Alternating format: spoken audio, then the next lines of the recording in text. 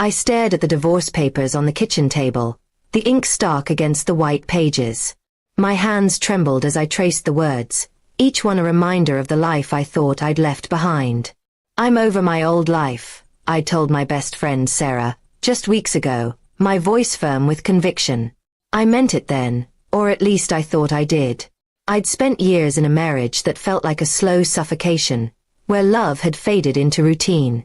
I wanted freedom, a spark, something to remind me who I was before I became a wife, a mother, a shadow of myself. But now, as the reality of those papers sank in, I wondered if I'd been chasing a ghost. It started innocently enough. One night, after another silent dinner with Mark, I downloaded Tinder. I told myself it was just curiosity, a way to feel alive again without crossing any real lines. I created a profile under a different name, using a photo from years ago when my smile wasn't forced. I swiped through profiles, each match a tiny thrill, a reminder that someone out there might still see me. I never planned to meet anyone.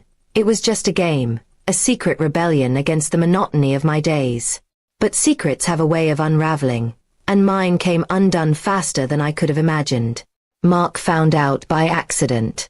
His phone buzzed with a notification from a friend who'd seen my profile while swiping late at night. "Is this Emma?" The friend had texted, attaching a screenshot. I was in the living room, folding laundry, when Mark confronted me. His face was pale, his voice low and shaking. "What is this?" he asked, holding up his phone. My heart dropped. I stammered, trying to explain it was nothing serious, just a moment of weakness, but the hurt in his eyes told me he didn't believe me. That night, he slept in the guest room, and I lay awake, replaying every choice that led to this. The next morning, Mark was gone before I woke up. He left a note saying he needed space and would be staying at his brother's. I tried calling, texting, begging him to talk, but he didn't respond. Days turned into weeks, and the silence between us grew heavier. I kept the house running for our daughter, Lily, forcing smiles during her bedtime stories while my heart ached. I deleted the Tinder profile, hating myself for the thrill I'd chased. But the damage was done. Mark's trust, once unshakable, was shattered, and I didn't know how to piece it back together.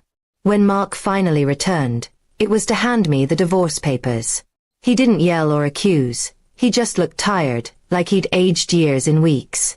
"I can't do this anymore, Emma," he said softly. "I thought I knew you." His words cut deeper than any argument could. I wanted to scream that I was still me, that I'd just been lost, but the truth was I didn't know who I was anymore either. I signed the papers, my hand shaking, knowing I'd thrown away something I could never get back. Life after the divorce felt like walking through fog. Lily split her time between us, her laughter a rare light in the haze. I moved into a small apartment, the walls bare and unfamiliar. I tried to rebuild, taking up painting again, something I loved before marriage swallowed my passions. But every stroke of the brush felt like an apology I couldn't voice. I missed Mark, not just the husband he'd been, but the friend I'd lost. I wondered if he missed me too, or if the betrayal had erased me from his heart entirely. I started therapy, hoping to untangle the mess inside me. My therapist asked why I'd made the Tinder profile, and I struggled to answer. It wasn't about wanting someone else, it was about wanting to be seen, to feel like more than a role I played. She helped me see that I'd been running from myself, not just my marriage. I began journaling, writing letters to Mark I'd never send, pouring out my regrets and hopes.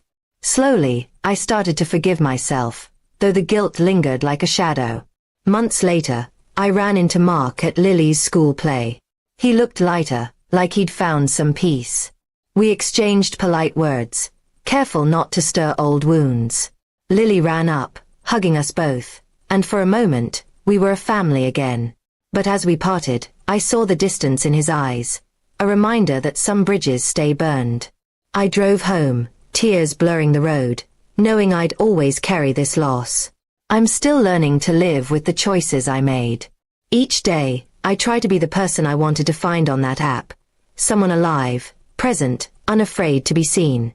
I don't know if I'll ever fully escape the weight of my mistakes, but I'm done running from them. For Lily, for myself, I'm building a new life. One where I don't need a profile to feel whole. And though the divorce papers are filed away, their lesson stays with me. Freedom isn't found in secrets, but in facing the truth, no matter how much it hurts.